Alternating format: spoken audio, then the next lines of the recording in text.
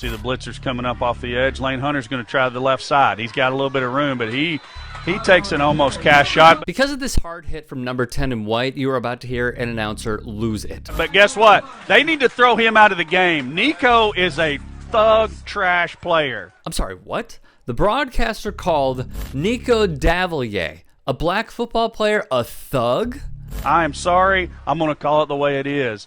He continues to hit late and give extra stuff that is terrible. If that's on him, that's two. Just incredibly off-putting, especially when it appeared to be a clean, legal hit on an option play. The announcers are clearly frustrated themselves and don't realize how in the wrong they are. So Davalier, who's committed to play for D1 football for the Arkansas Razorbacks, his home state, by the way, was attacked by Eagle Vision broadcaster Corey Erie. The full quote is transcribed on your screen via Saturday Down South. It is flat out awful and inexcusable. Davalier was called off the field for a penalty. However, the comment outraged fans and parents from both schools. First things first, Valonia High School principal Ronnie Simmons released a statement about the incident. He said the comments don't align with the school's values and that school officials are disappointed about the comments. Simmons apologized to Nico. Erie's comments were made during a live broadcast of the September 10th game between the Valonia Eagles and the Maumelle Hornets, which Valonia won 34-32. Erie put out a statement which read in part, "I made some unnecessary and inappropriate comments towards one of the Maumelle players. I will make no excuses about what I said, nor will I try to defend my comments. It was wrong. I got caught up in the moment of a highly contested game and made statements on certain plays that I should have let the referees handle on the field. I have made efforts to reach out to the family to offer an apology. However, I have received no response to my attempts so far." Just a quick heads up. They don't owe you anything. So there's that. The issue here is fairly simple. It's white men calling their black countrymen and women thugs.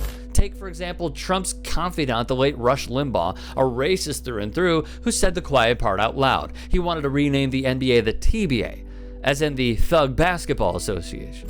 All the players get involved in this, and if a fight breaks out, hey, it's what happens. They're going in to watch the Crips and the Bloods out there, wherever the neighborhood is, where the arena happens to be, and be who you are, the a-hole added. Speaking of the insurrectionist president, Trump called Black Lives Matter protesters in the wake of Derek Chauvin murdering George Floyd thugs. Perfectly on brand for MAGA, but that wasn't the only incident. At a rally, Donald Trump labeled a black man a protester, asked him how much he was given to protest, and called him a thug. It turns out the man was a supporter of his on live television after George Zimmerman took the life of 17-year-old Trayvon Martin. Fox News host Geraldo Rivera used the word thug to justify what occurred when Michael Brown was murdered by Darren Wilson in Ferguson, Missouri. Former Arkansas Governor Mike Huckabee did the same as Rivera. The Cleveland Cavaliers cut ties with their head coach after he called his players thugs, later saying he meant to use the word slug.